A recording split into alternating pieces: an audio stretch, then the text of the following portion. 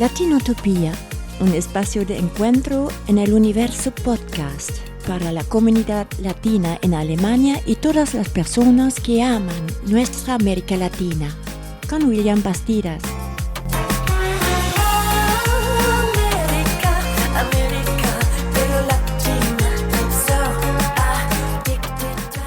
Bienvenidas y bienvenidos a Latinotopía, el podcast para la comunidad hispanoparlante en Alemania. En este espacio queremos reflexionar hoy sobre un tema de actualidad muy importante. La ultraderecha crece en todo el mundo y con ella los pensamientos racistas, excluyentes y la tendencia a atribuir a los migrantes los problemas sociales y económicos de los países. En el ámbito político, los populistas centran su narrativa en la migración, presentándola como el origen de todos los males. En Alemania, el partido de ultraderecha Alternativa para Alemania, que se conoce pues con la sigla AfD, adopta esta postura y propone la remigración. Este término que quiere decir como la expulsión forzada de inmigrantes y sus descendientes a sus países de origen o a los lugares que los propios ultraderechistas consideren apropiados. Frente a esta situación surgen muchas preguntas y preocupaciones en la comunidad migrante. Entre nosotros vemos lo que pasa en otros países donde los populistas ya han asumido el poder. Estamos siendo testigos de la actuación del presidente Donald Trump, que se posicionó hace poco en los Estados Unidos, que es una de las celebridades de este tipo de pensamiento. Se pisotean los derechos humanos y se golpea la dignidad humana sin reparos. Eso lo hemos visto pues en las deportaciones de migrantes, en estas imágenes de gente encadenada en aviones, encadenadas de pies y manos y llevadas, por ejemplo, a Colombia. En fin, todo esto que ya hemos visto en las redes sociales. La xenofobia, el racismo, la aporofobia, la misoginia y muchas otras enfermedades sociales se abren paso llenando el ambiente de desesperanza. Bueno, frente a este escenario tan pesimista, nos hemos visto en Latinotopía como en la necesidad de reflexionar y de conversar sobre estas preguntas, estos temas. Para ello hemos invitado a un amigo, un politólogo, quien nos ha acompañado ya en el episodio número 55 sobre el problema de la guerra contra Ucrania, que es un problema también muy complejo. Estamos pues en Latinotopía con Albert Ster, quien ha estudiado a fondo estas temáticas y quien nos guiará por los complejos callejones temáticos de la extrema derecha y de la ideología que ellos están impulsando.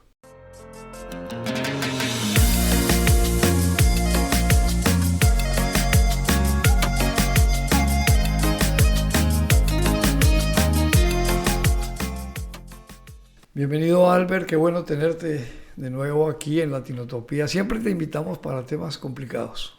Ok, William, ese es mi oficio de hablar acerca de esas cosas que, bueno, tal vez podemos compartir algunas ideas, algunas reflexiones que nos ayuden a entender y a fin actuar.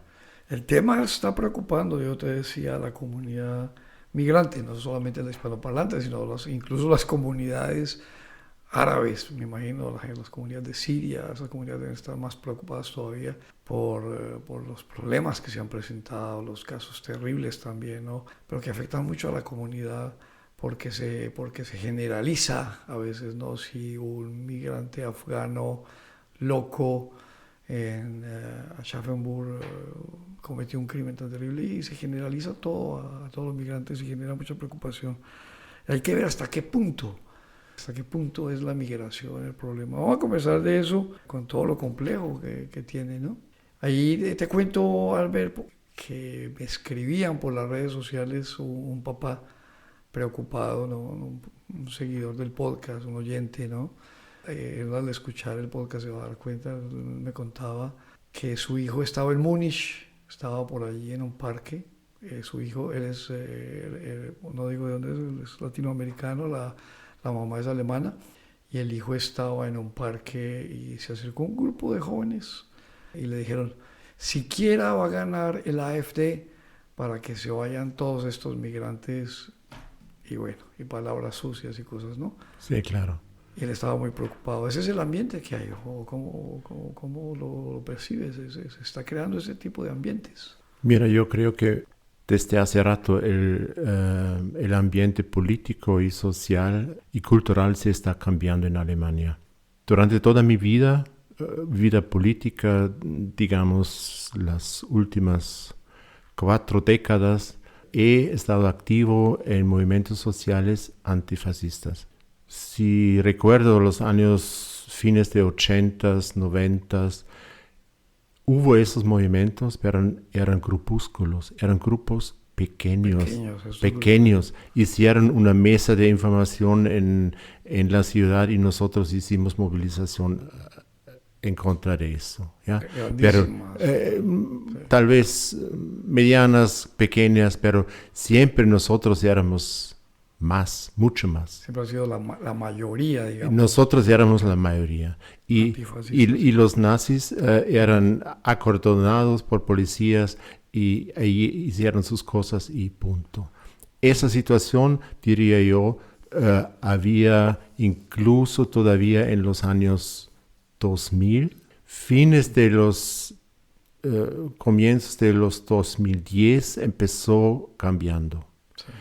Cambió primero en el este, en los 5 nuevos países, la ex RDA, donde no hubo digamos, una situación política institucionalizada, y allí la derecha neonazi ocupó la calle, sí, y infundió un ambiente de terror, realmente de terror, sí, en contra de los pocos no alemanes que estaban ahí.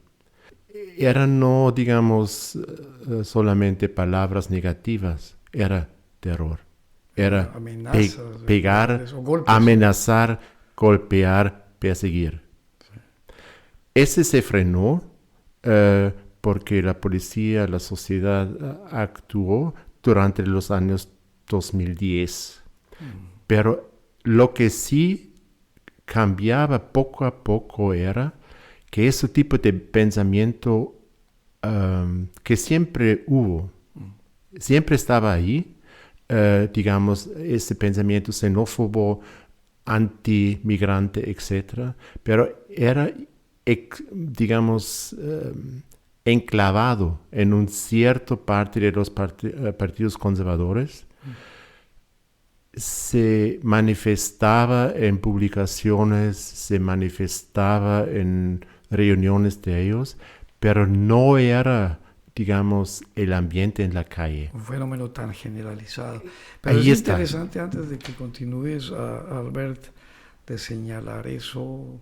Yo llevo ya también 22 años acá y recuerdo bien que, como tú dices, en el 2010, de pronto 2008, 2010, en esa época siempre uno decía, bueno, en Alemania del Este es preocupante la situación, está creciendo mucho estos grupos de extrema derecha, neonazis y todo, ¿no? Incluso le decían a uno como extranjero, cuando vas a la Alemania del Este, cuídate, ten mucho cuidado.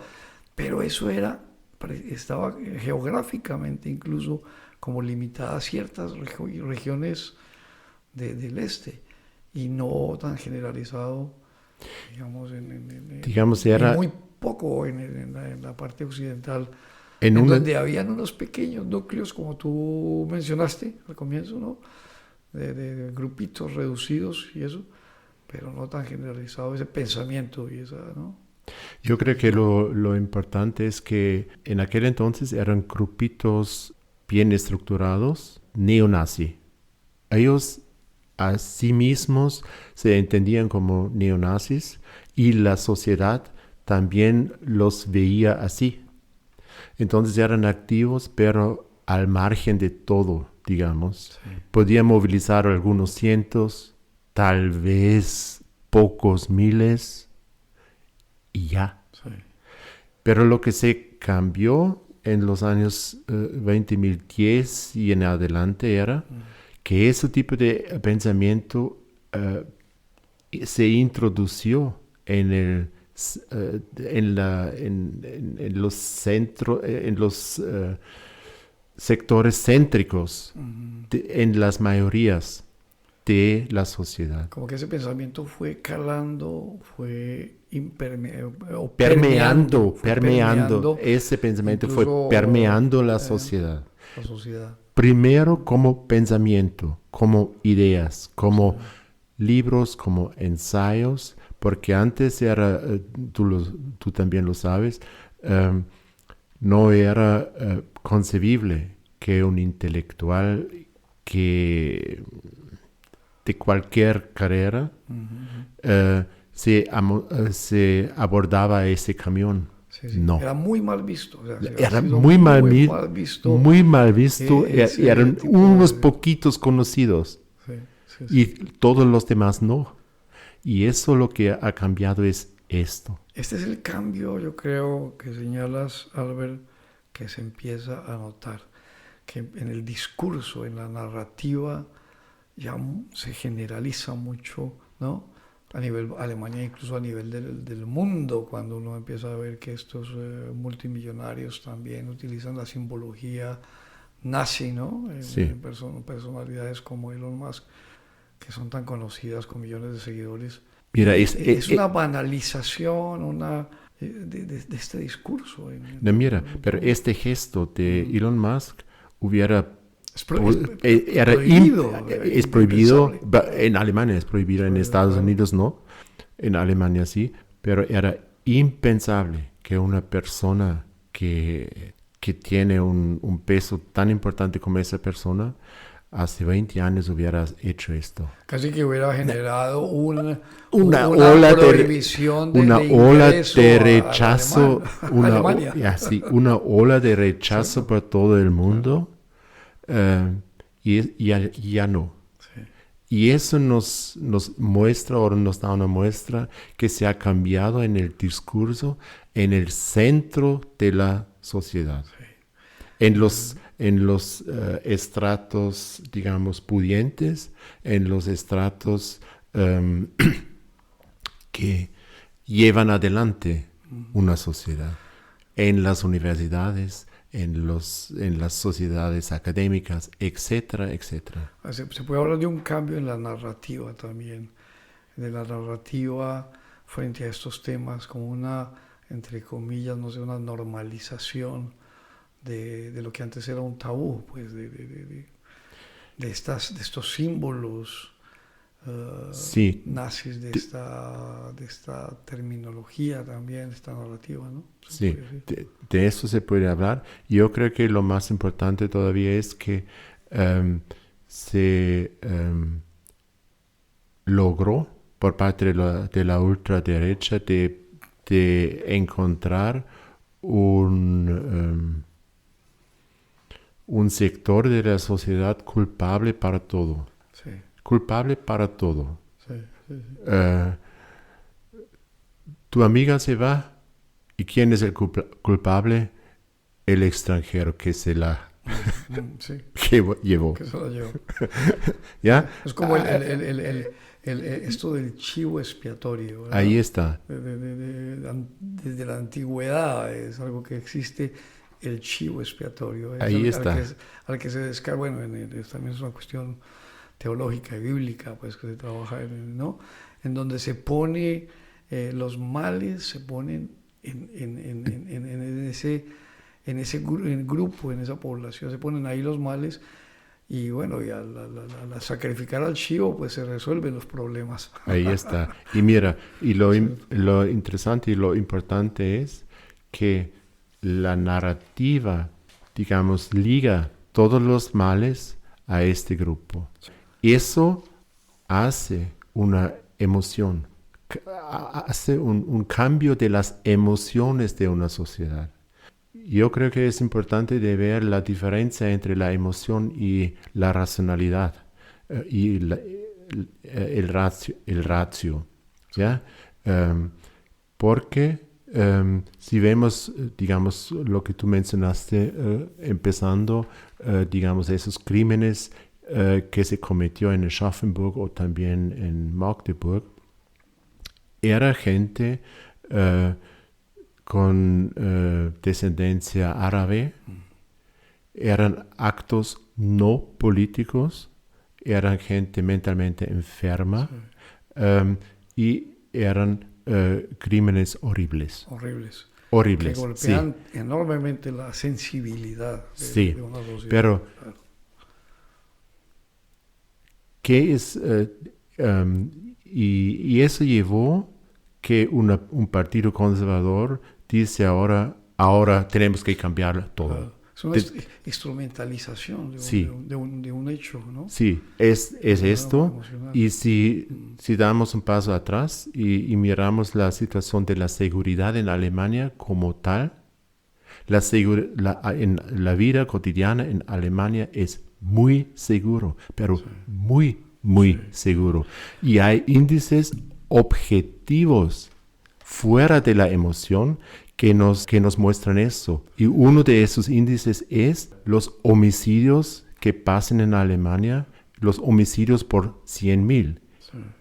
Y lo que podemos saber es que en el año 91 el promedio de los homicidios por año era el doble de lo que es ahora. Ese es un dato muy interesante. Que el doble. Que es objetivo y se puede comprobar. Es objetivo. En Alemania, hay que insistirlo, digamos, en Alemania, lo que dice Albert, es muy importante subrayarlo. En el 1991 eran el doble de homicidios violentos de lo que registra en el 2024, que son las últimas cifras. Pero vamos a cerrar esta parte cultural para empezar a reflexionar sobre esa parte más política, Albert. Cerremos ese capítulo de la primera parte que hemos estado hablando un poco de las bases que están en la cultura, en la narrativa, en el imaginario, y decir, y una última pregunta frente a eso antes de que empecemos ese bloque ya más sobre el ámbito político y real, objetivo. Sí. Tú, digamos, ¿cuándo considerarías que se ha dado este cambio más o menos? Es difícil, no sé si hay estudios en esa narrativa, en esa cuestión cultural. Uno podría señalar el 2015, la llegada de esa migración, o qué es lo que ha llevado a eso. Mira, yo tengo muy claro en la cabeza algunos, puntos claves. Uno de esos es el tiraje de un libro en los comienzos de los 2000, donde la primera vez hubo autores ultraderechos con autores conservadores y liberales. Uh-huh. Esto no había antes. Que se empieza como a romper con este libro, con ese tiraje del libro, se rompió el cerco intelectual donde estaban encerrados los ultrarradicales de derecha. Segundo, los libros de Sarrazin. Fines de los 2000, creo que 2008 era el primero, cuando él, con un alto tiraje, empezaba a hablar acerca de los muchachos árabes. Y él empezó a hacerlos culpables para todo en Berlín. Todo lo que no andaba bien en Berlín eran los árabes. Sí. La subcultura árabe que no cabía, que no sé qué, no se quería integrar, esto, lo otro. Esos libros. No había un partido ni nada más estos libros de Sarrazin. Un cuerpo teórico. Un cuerpo de ideas, de sentimientos. De lo que uno podría, entre comillas, o no sé decir, bueno, un intelectual, un banquero. Un banquero. Era un banquero. ¿Ya? Era uno de los más altos banqueros de la Bundesbank. Una persona muy importante que tuvo mucha publicidad, generó mucha discusión, generó realmente... ¿Y sabes lo que era mejor, lo que era peor? Uh-huh. Que era socialdemócrata. Eso, sí. Eso era peor. Eso era peor. Porque entonces los demás podían decir, ok, miren, hay socialdemócratas que también dicen lo que nosotros decimos. Sí, claro. Y esto hizo que esas narrativas xenófobas podían salir del cerco ideológico y político.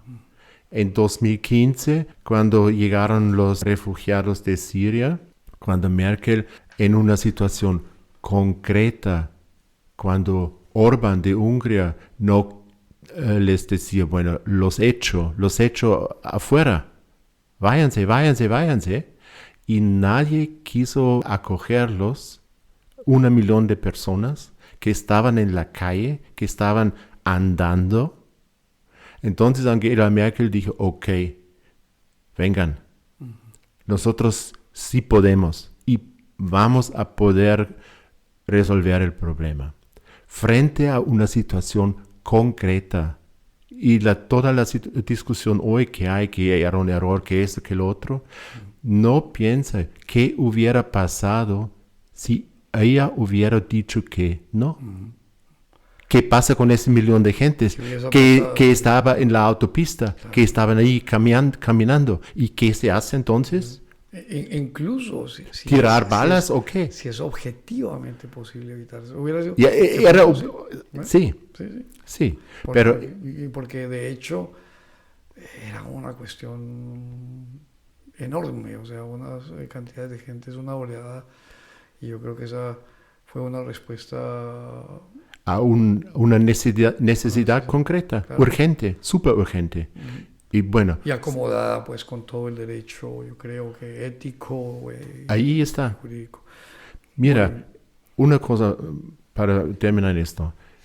Alemania, con esa decisión de Merkel, por primera vez durante muchas décadas, se decidió de ponerse a la barrera, al lado correcto de la barrera. Sí.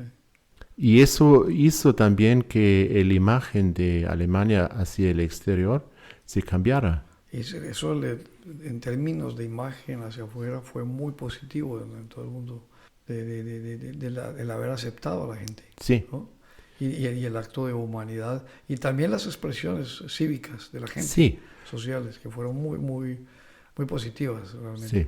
Esa era la otra cosa, que se vio que en la sociedad hubo un gran apoyo para esa gente, muchas iniciativas civiles, espontáneas, etcétera, etcétera. Yo creo que hay que echar una mirada hacia atrás, hacia el 2015 y lo que pasó.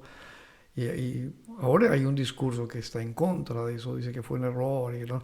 Pero hay que echar una mirada en términos de verdad positivos y mostrar cómo Alemania enseñó una cara solidaria tremendamente y fue en realidad, si uno lo evalúa bien, fue capaz de manejar esa situación, lo hizo correctamente, yo creo. La mayoría de esa gente está trabajando. Exactamente.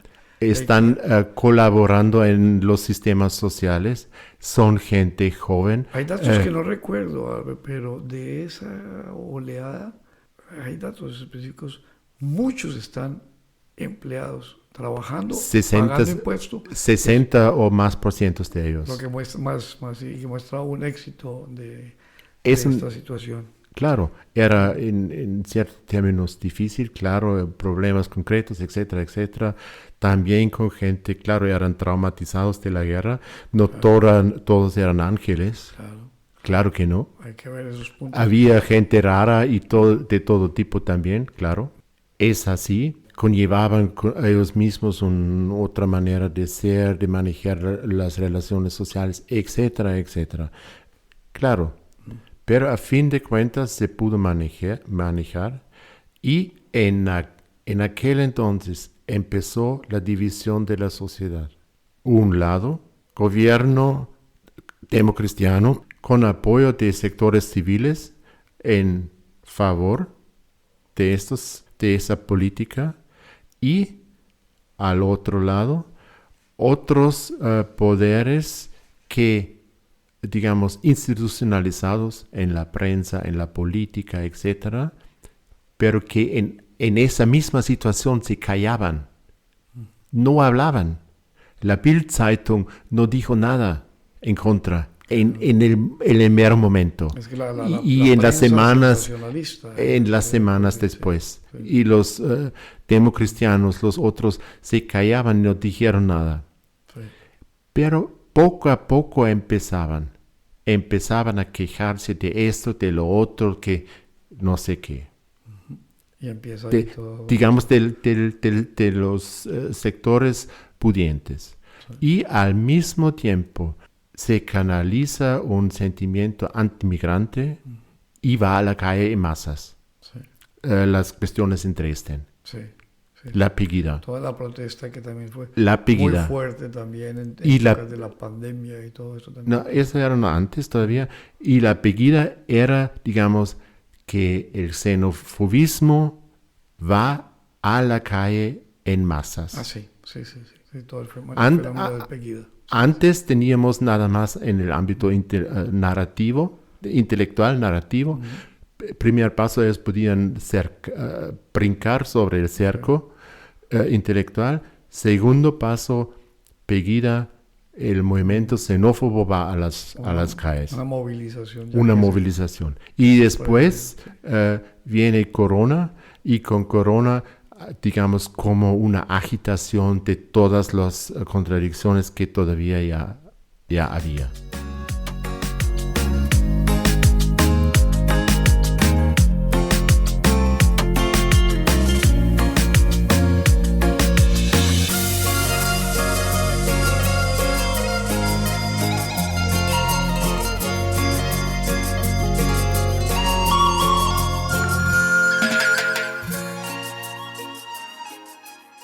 Albert, ¿qué tanto de verdad hay en esta narrativa de los partidos de ultraderecha? Concretamente, pues ahora Alternativa por Alemania, AfD, es un partido que está muy fuerte y ahora vienen las elecciones y ellos son los segundos prácticamente que están con posibilidades pues, de ingresar gente al Parlamento, tienen mucha fuerza. Y que ellos sitúan en el centro de los problemas del país el tema de la migración. Pero ¿qué tanto de verdad hay en eso? ¿Sí es el problema central de Alemania? No hay ninguna verdad en eso. Punto. El problema de Alemania es totalmente diferente. El problema de Alemania es como en otros países del oeste también, que la situación económica global y como consecuencia la situación socioeconómica en nuestro país de producción, de trabajo, etcétera, ingresos, se está cambiando, en otras palabras, empeorando para importantes sectores de la sociedad. Yo creo que hay muchos factores que han llevado a esta situación, digamos, lo de crisis, si uno quiere decir, factores muchos externos, la guerra de Ucrania también como factor que hace problemático también, cuestiones económicas, ¿cierto? Yo creo que muchos factores de la economía internacional. Claro, mira, si tú mismo lo sabes, si tú haces una producción aquí de un web design, tú tienes que competir con un tipo en la India, con un tipo en la India que lo hace por $50. Entonces, y así la industria de los autos tiene que competir contra industrias en China o en otros lugares en que lo hacen más barato los autos eléctricos. Así es, y así en todos los lados. Y esos factores no tienen necesariamente que ver con el problema de la migración. No tienen nada que ver con la migración o al contrario, digamos, la migración sigue a esos cambios económicos. Uh-huh. Tú mejor que yo sabes que en muchos países latinoamericanos la situación económica es mucho más difícil que en Alemania y mucho menos estable el ingreso de las familias. Entonces, ¿qué van a hacer esa gente? ¿Qué pueden hacer esa gente? ¿Qué hace un joven que tiene esperanzas, que tiene la vida enfrente de sí? claro, ven al mundo, ven a los medios sociales, entonces piensan, ok, lo pruebo. ¿Qué puede ser peor que estar en una mediana ciudad en el Nirvana sin ninguna perspectiva real, más que en el sector informal? Entonces, ¿qué puede perder? Nada. Claro, mucha gente desde Venezuela, mucha gente de Colombia, De Centroamérica, de de Cuba. El Salvador, de Cuba, gente que está realmente buscando un mejor nivel de vida, y muchas veces es también por cuestiones de seguridad real, de que su vida está amenazada por los niveles de delincuencia, hay tantos factores, eso los oyentes, eso lo saben en carne propia muchos, todos sabemos, y los que están bien pues han sido testigos de alguna forma de que esta situación, ¿no? Claro. La migración de personas es algo que cada vez se va haciendo más complejo, obviamente también por el clima. No, claro. Pero a fin de cuentas, yo diría que la gente quienes llegan a Alemania, sobre todo gente de Afganistán, de Siria y de Irak. Todos países con conflictos armados. Claro. Entonces, no es ningún milagro porque salen de su país. Claro, eso es una cosa, y la otra es que ellos busquen una vida mejor. ¿Y qué? Sí. ¿Estás tú en contra de eso o estoy yo en contra de eso? ¿Quién tiene el derecho de negarles el derecho de buscar un mejor mundo, un mejor futuro? Claro. Difícil, diría yo. Es un derecho humano. Pues. Ahí está. Entonces, habiendo vetado un mejor camino económico-social en sus regiones, esa gente empieza a migrar. Lo más lógico del mundo.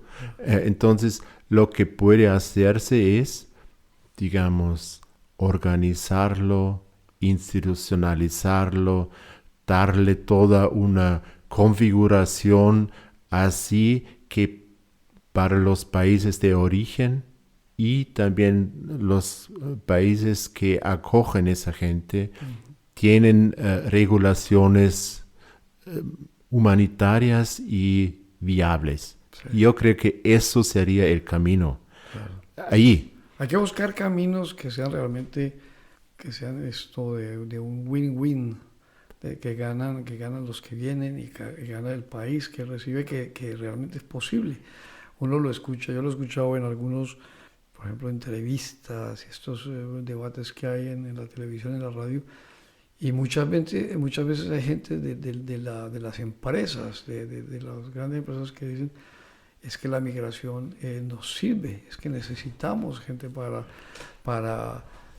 capacitarlos, para que fortalezcan nuestras empresas, y es cuestión de generar posibilidades de trabajo, de integrarlos.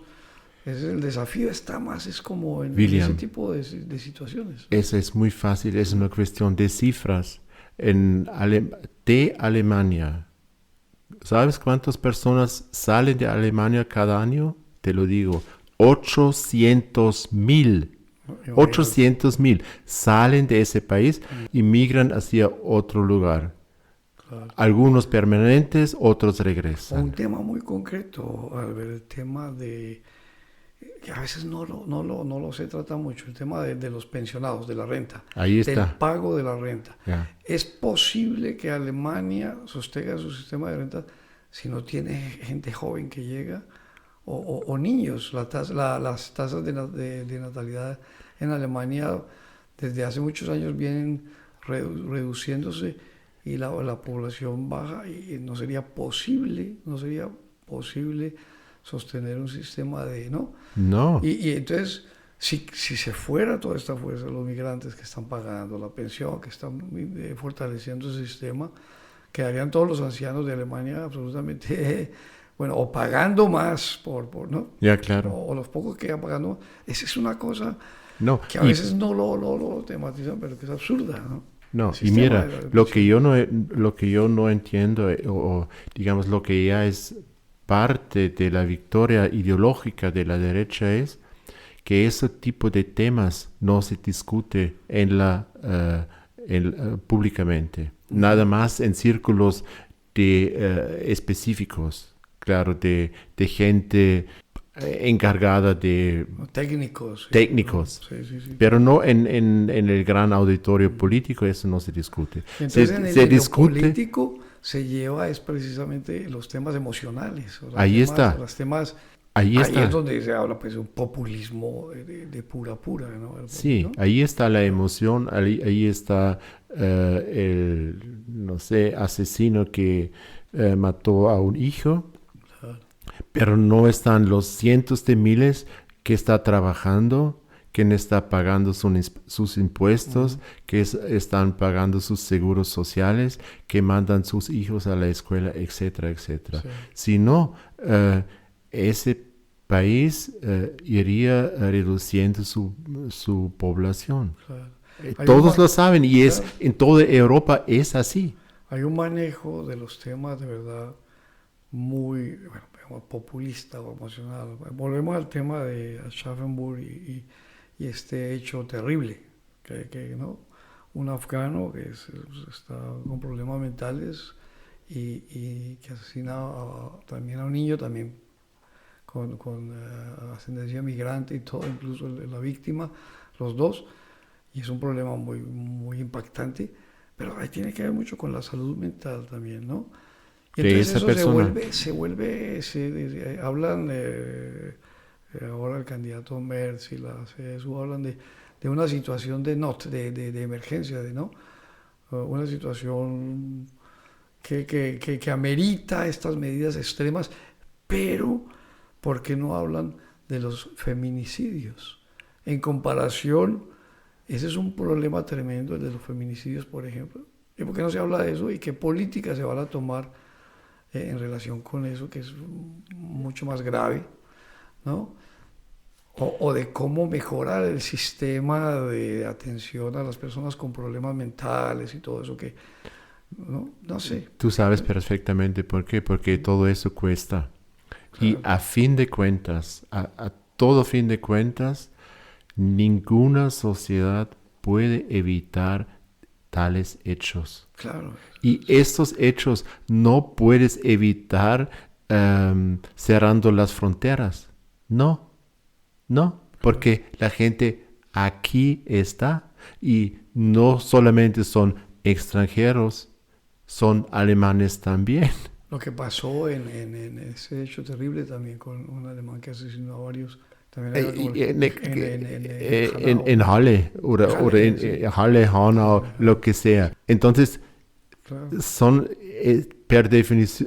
por definición es así que un tipo que va a la calle y mata a ciertas personas, que eso no es tan sano en su cabeza, no es difícil de entender. Pero todos esos problemas reales, terribles, no se puede solucionar cerrando la frontera. La medida no encaja con el problema.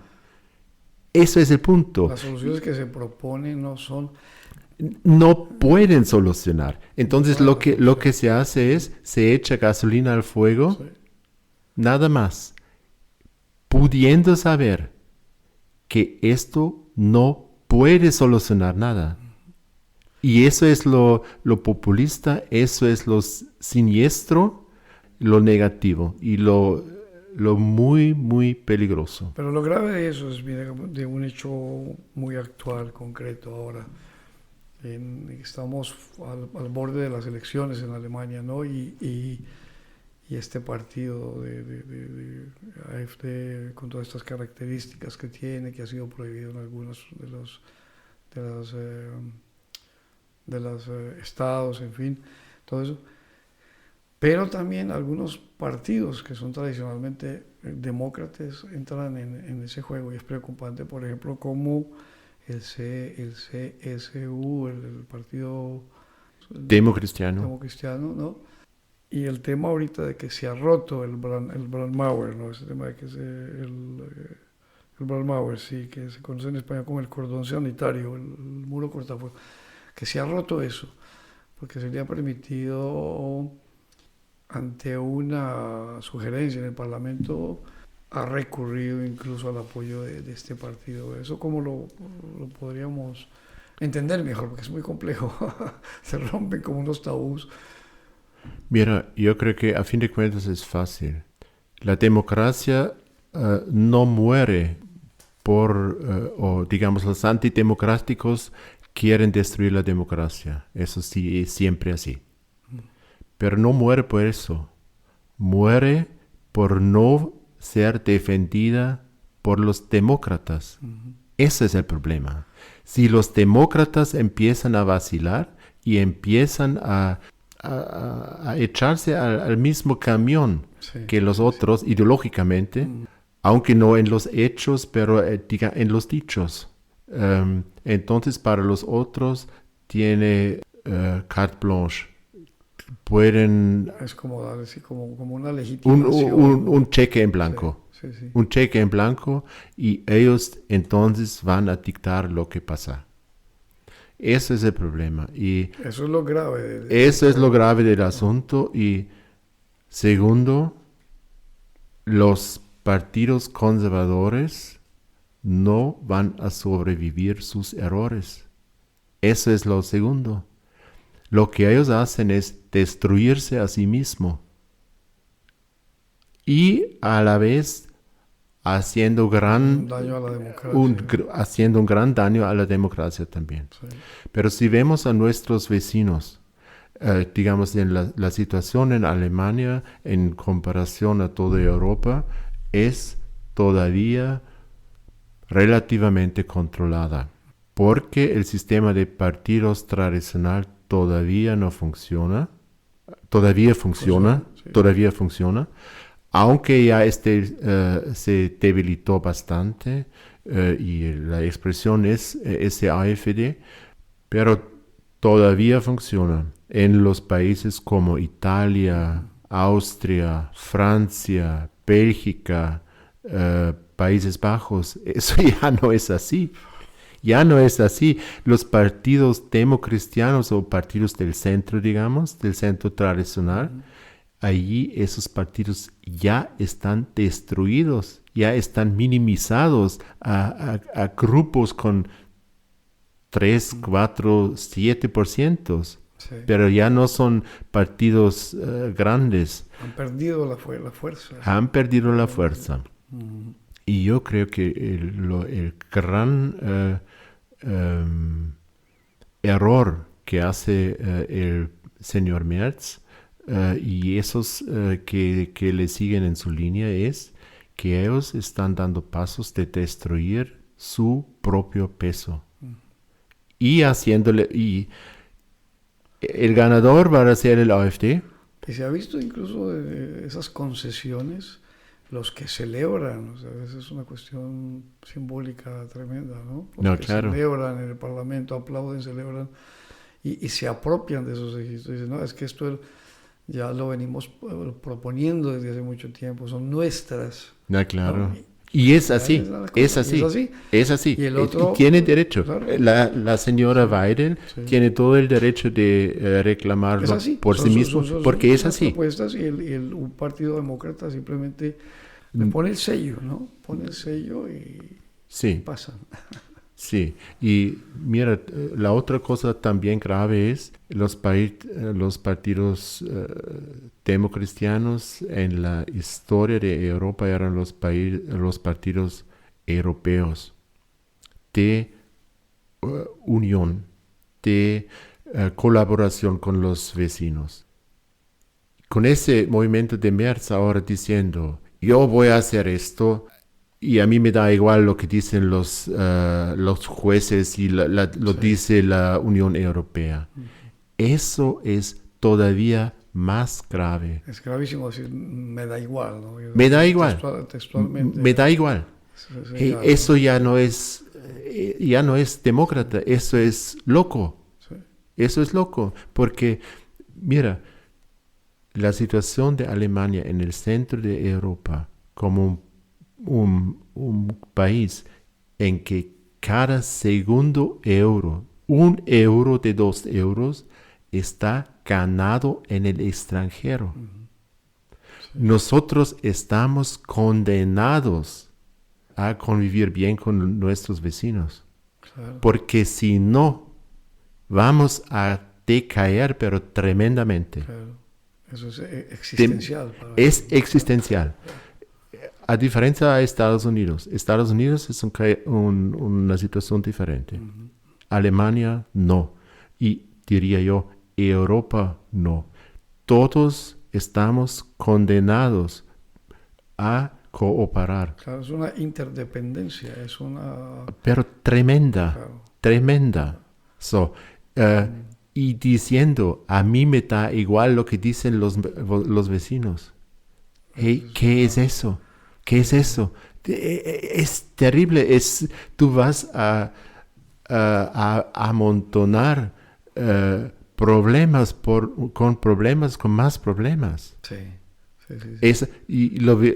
El mejor ejemplo es el Brexit de Inglaterra. Ellos han pensado, nos brincamos de todo ese sistema y vamos a estar mejor. ¿Y qué?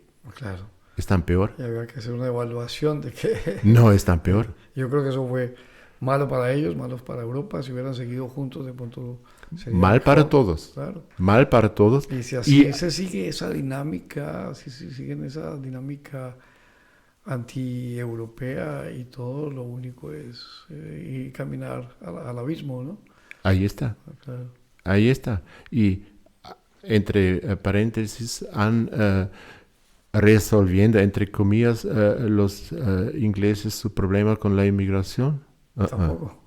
No. Para que son peor. No, están peor. Ellos han echado los polacos y la gente del este que hacía el trabajo de mano para ellos y han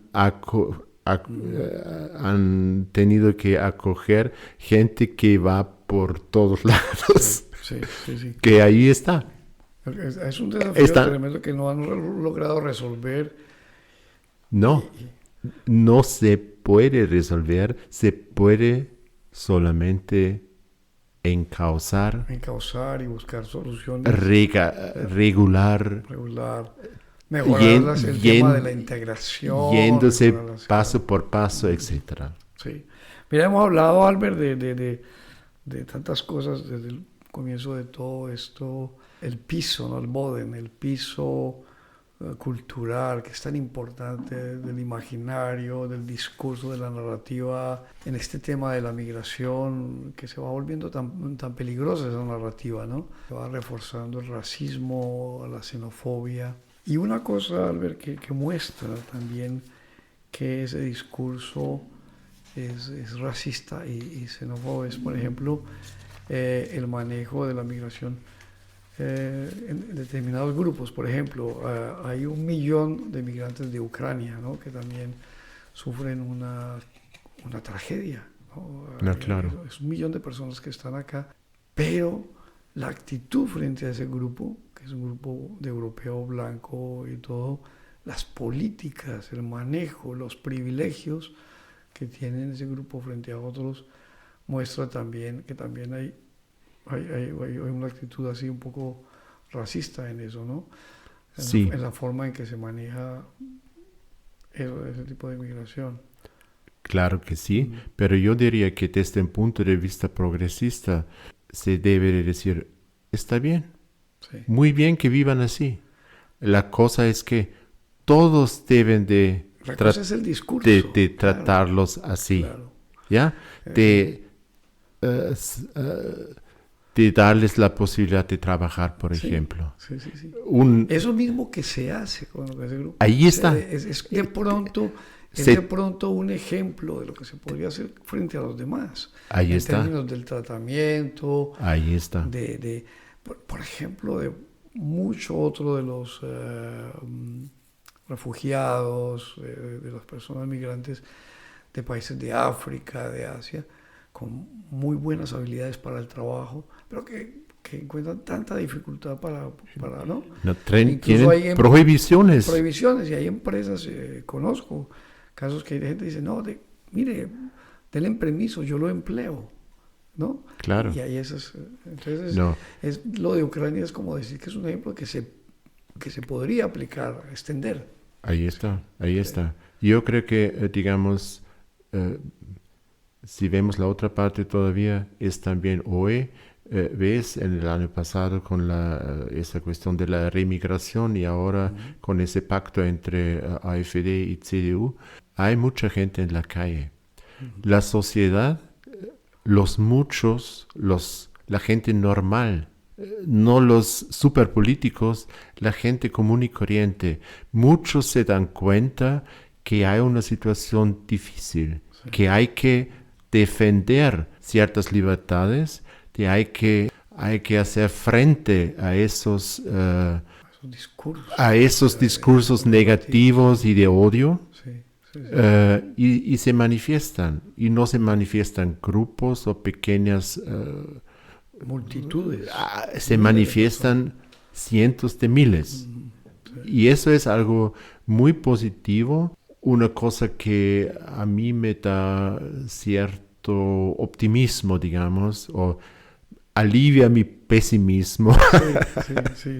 mejor dicho, porque ahí veo que hay un núcleo de gente o una gran capa de gente que ha entendido que hay que defender derechos, que hay que aumentar derechos para migrantes y que hay que combatir esos discursos de odio y de exclusión. Ahí es donde yo quería llegar, ya estamos llegando al final de nuestro podcast. Y antes de llegar al final, pues invitamos a que se suscriban al podcast en las plataformas favoritas. Esto nos apoya en este proyecto, suscribirse en las diferentes plataformas y seguirnos en las redes sociales y escuchar, por ejemplo, el podcast que hicimos con Albert sobre el tema de la guerra en Ucrania y los otros temas que hay. Y antes de llegar al final, ya diste unas pistas, luces de esperanza, que es, por ejemplo, la resistencia de la gente, la gente que se mueve, que se moviliza en números pues de miles que salen a la calle en Hamburgo, en Berlín, en Nuremberg, en todas partes. ¿Qué otras luces podemos ahí resaltar que es importante? Hay también periodistas críticos, reportajes, hay cosas que uno encuentra, pero ¿qué otras cosas podrías tú como señalar, Albert, que nos dan ahí como esperanza en medio de este panorama, en lo político, no sé? Bueno, yo creo que lo más positivo está en todas esas movilizaciones de base, movilizaciones sociales, porque uno y dos, yo creo que a lo que todos nosotros, también todos los oyentes, toda la gente que conocemos, cómo podemos contribuir es darse cuenta de la complejidad de los problemas y, digamos, compartiendo esa idea que las cosas son complejos y que hay que aceptar esto y hay que buscar caminos pasos por paso y no hay que pensar que de un salto a otro todo está aliviado, todo está mejor y todo eso. Sí. No es realista eso. No es realista. Entonces yo creo que compartir esa idea y esa búsqueda de entender mejor, de entender las contradicciones, etc. Yo creo que esa búsqueda es muy, muy importante y de buscar un intercambio racional. Sí. Conciencia crítica también. Conciencia crítica. Conciencia crítica. Es muy importante saber frente a los problemas, ¿sabes? O ser inquietos, estudiar, explorar, ¿no? Ahí escuchar está. podcasts como este. Yeah. Y si hay gente que seguramente dirá, no estoy de acuerdo con algunas de las ideas de lo que ustedes comentan, pues pueden comentar, hay formas de comentar, de escribir las preguntas, hay cosas, ¿cierto? Hay seguramente ideas que uno dice que no se comparten, pero es bueno discutir y con base Y con argumentos. con argumentos. Y no con base en realidad, en las estadísticas, lo que decíamos ahorita. Decíamos, en Colombia la tasa de homicidios son casi de 29 por cada 100.000. En Alemania es de 0.8. 0.8. Sigue siendo. Entonces, ¿cuál es el problema? La gente aquí vive con problemas, pero hay un Estado de derecho que funciona. Entonces, ¿cuáles son los problemas? Hay que ver objetivamente cuál es el problema. La migración trae desafíos y problemas, ¿cierto? ¿Cómo se puede resolver? Pero también trae beneficios y a veces hasta necesaria. Como escuchamos muchas veces, falta Fachkräfte, falta personal en tales áreas. Las empresas están buscando gente. Alemania compite contra Australia, contra Canadá, contra Suecia en la búsqueda de migrantes, y por eso el tema tiene que tratarse con objetividad y, ¿no?, con respeto a la migración y con bueno, siendo sinceros y siendo objetivos, ¿no? Yo creo que uno de los grandes problemas de nuestro tiempo es, no solamente acá, en muchos lados, que hay un montón de emociones negativas, como enojo, como furia, como insultos. El miedo.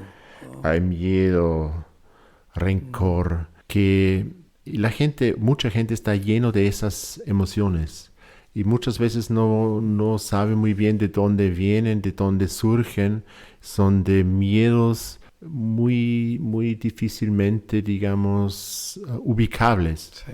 Entonces se proyecta todas esas emociones negativas hacia la migración. Eso es lo que ofrece, entre comillas, la ultraderecha, sí, y lo ofrece en todos los lados. Es lo que decíamos del chivo expiatorio. Ahí está.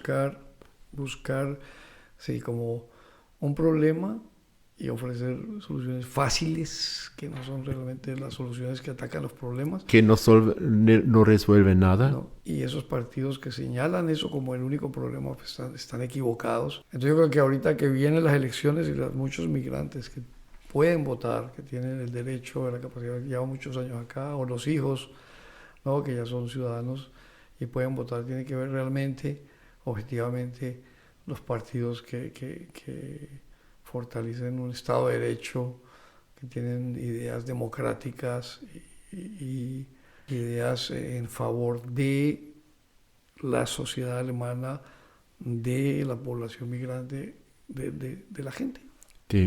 Digamos, ideas, opciones, digamos, solidarias, sí, incluyentes y no excluyentes. Ahí está, porque si todos los seres humanos son iguales, y eso es mi punto de partida, todos somos iguales. A mí no me importa si uno tiene ojos azules o morenos, no me importa si tiene un pelo rubio o negro, no me importa su color de piel, nada, me importa cómo es la persona, claro, cómo es el otro. Eso es lo que me importa. Los valores éticos, y uno se Ahí puede está. basar desde las éticas de las religiones, éticas que tienen bastante que aportar en términos de respeto del ser humano, en fin, como desde las éticas de los derechos humanos, cívicas, ¿no?, de las bases de los derechos, del derecho, ¿no? Entonces, sí, realmente hay mucho en donde agarrarse para hacer bien las cosas. Ahí está. Eso sí, es verdad. Albert, muchas gracias de nuevo por acompañarnos en Latinotopía. Vamos a volver a ti para tomar estos temas complejos. Hemos conversado un poco, hablando desde la cultura, desde la política, desde, ¿no?, sociedad, tratando de entender un poco este tema. Y la gente, si tiene preguntas, con gusto pueden escribirnos, y luego si tienen sugerencias de temas también pueden escribirnos para hablar con Albert. Y así que te damos muchas gracias por acompañarnos en Latinotopía. Bueno, con mucho gusto. Es una gratitud para mí de poder, digamos, compartir algunas ideas con ustedes. Mil gracias y seguimos en contacto. Ok. Chao, chao. Adiós.